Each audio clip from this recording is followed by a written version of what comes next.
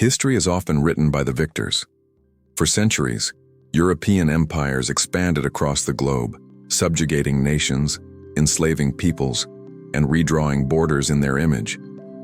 Africa, in particular, was carved up during the infamous Berlin Conference of 1884-1885, where European powers sat around tables in distant halls and divided the continent like a pie, with little regard for the people who lived there. But there is one story that defies this grim pattern. One story that stands as a shining symbol of African resistance, resilience, and victory. It is the story of the Battle of Adwa, the day Ethiopia stood against one of Europe's colonial powers, defeated it, and changed the course of history. To truly understand the magnitude of this battle, we must begin with the late 19th century. Africa was in the grip of the scramble for Africa, a frenzy of colonial conquest. Italy, a relatively new nation compared to other European powers, was hungry to prove itself as an imperial force. Unlike Britain or France, which had already established vast colonies, Italy sought its own empire, and it set its sights on the Horn of Africa. Ethiopia, then known as Abyssinia, was one of the few African nations still independent. Italy thought it would be an easy conquest, but they were gravely mistaken. At the heart of Ethiopia's resistance was one man, Emperor Menelik II. Born in 1844, Menelik was no ordinary ruler. He was a man of vision, diplomacy, and strategy. He understood the world around him, the growing power of European nations, their technology, their weapons, and their ambitions. But he also understood Ethiopia's strength, its rugged geography, its proud warriors, and its deep cultural unity under the Ethiopian Orthodox Church. Menelik knew that if Ethiopia were to survive, it could not afford to be complacent. In 1889, Italy and Ethiopia signed the Treaty of Wuchale, an agreement meant to establish peace and friendship. But hidden within the treaty was a trick. The Italian version claimed Ethiopia was a protectorate of Italy, giving Rome the right to control its foreign affairs. The Amharic version, however, simply allowed Ethiopia the option of communicating with other nations through Italy. It was a deception, a colonial trap. When Menelik discovered the Italian fraud, he rejected it outright. He would not allow Ethiopia's sovereignty to be stolen through lies on paper. Italy, enraged, prepared for war. Confident in their modern army, their rifles, and their European training, they believed Ethiopia would fall quickly, but Menelik was ready. For years, he had been quietly stockpiling weapons, purchasing modern rifles and artillery from France, Britain, and even Russia. He built alliances within Ethiopia, calling upon regional rulers to unite under one cause, the defense of their motherland. Ethiopia, a land of many ethnicities and languages, rallied together against a common threat. This unity was Menelik's greatest weapon. By early 1896, the stage was set. Italy launched its invasion, advancing into Ethiopian territory. But instead of a swift conquest, they met with fierce resistance. Menelik called upon his people, and they responded with astonishing numbers. Peasants, nobles, priests, and warriors alike, men and women, marched to defend their land. Estimates suggest Menelik commanded as many as 100,000 warriors, armed with a mix of modern rifles and traditional weapons. The Italians, by contrast, had around 17,000 troops. The odds, both numerically and spiritually, were against Italy.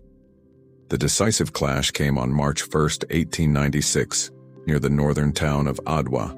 The terrain was mountainous, rugged, and unfamiliar to the Italians, but it was home to the Ethiopians. At dawn, the battle began. The Italian commander, General Oreste Baratieri, believed he could surprise the Ethiopian forces with a night march, but poor communication and difficult terrain led his troops into disarray. By the time the sun rose, the Italians were divided, exhausted, and vulnerable. Menelik's forces, on the other hand, were strategically positioned. With his wife, Empress Taitu Betul, by his side, Menelik rallied his troops. Empress Taitu was not a passive observer. She commanded her own contingent of fighters, providing water and medical care, and encouraging the men to stand firm. This was not just a battle of soldiers, but of an entire nation united in spirit. The Ethiopian army unleashed its might, Wave after wave of warriors descended upon the Italians, overwhelming them. The sound of drums and war cries filled the valleys. Ethiopian sharpshooters, armed with modern rifles, struck from the hills while cavalry units charged fiercely. The Italians fought bravely, but they were outnumbered and outmaneuvered. Their artillery, though powerful, could not turn the tide. By midday, the Italian army was in full retreat. Thousands lay dead or captured. The scale of the victory was staggering. Nearly 7,000 Italian troops were killed, with thousands more wounded or captured. Entire battalions were annihilated. General Baratieri fled, humiliated. Ethiopia had not only defended itself, but had utterly destroyed a European invading force. The news spread like wildfire across the world. For the first time in the colonial era, an African nation had defeated a European empire in open battle. The myth of European invincibility was shattered at Adwa. But the significance of Adwa went far beyond the battlefield. For Ethiopia, it was a triumph of sovereignty, a validation of Menelik's leadership, and a symbol of unity. Menelik declared to the world that Ethiopia would not be colonized, that its independence was non-negotiable. The victory forced Italy to sign the Treaty of Addis Ababa, recognizing Ethiopia's full sovereignty. Ethiopia remained free while nearly every other African nation fell under colonial rule. Across Africa and the African diaspora, Adwa became a beacon of hope. In colonized nations, people whispered of Ethiopia's victory as proof that resistance was possible. For Black people in the Americas and the Caribbean, it was a source of pride, a reminder that Africa was not helpless. Leaders of Pan-African movements, from Marcus Garvey to W.E.B. Du Bois, invoked Adwa as a rallying cry for liberation and dignity. The victory resonated across generations, inspiring freedom movements throughout the 20th century. And what of Menelik II? He emerged not just as a national hero, but as one of the most remarkable leaders in African history. He balanced tradition with modernization, diplomacy with warfare. He built roads, introduced telegraphs, and strengthened Ethiopia's institutions. His vision extended beyond the battlefield. He sought to make Ethiopia a modern state, able to stand shoulder to shoulder with the nations of Europe. Empress Tetu, too, is remembered as a formidable leader, whose courage and wisdom shaped Ethiopia's destiny. Yet the story of Adwa is not without its complexities. Ethiopia itself was an empire, with its own internal struggles and expansions that brought different ethnic groups under its rule. Some historians note that Ethiopia's unity was forged not only by shared resistance but also by the centralization of power. But whatever its nuances, the Battle of Adwa remains a towering symbol of anti-colonial resistance. Today, the memory of Adwa is celebrated every year in Ethiopia on March 2nd. It is more than a commemoration of a battle. It is a reminder of what can be achieved through unity, determination, and courage. The rugged hills of Adwa still stand, silent witnesses to a day when history was rewritten, a day when an African nation looked into the eyes of an empire and did not blink.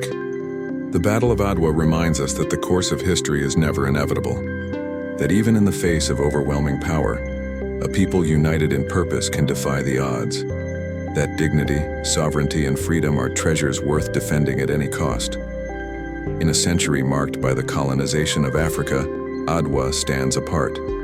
It is a story of resistance, a story of victory, a story that belongs not only to Ethiopia but to the entire world. The spirit of Adwa lives on, not just in monuments or textbooks, but in every struggle for justice, every fight against oppression, every voice that dares to say, "We will not be conquered."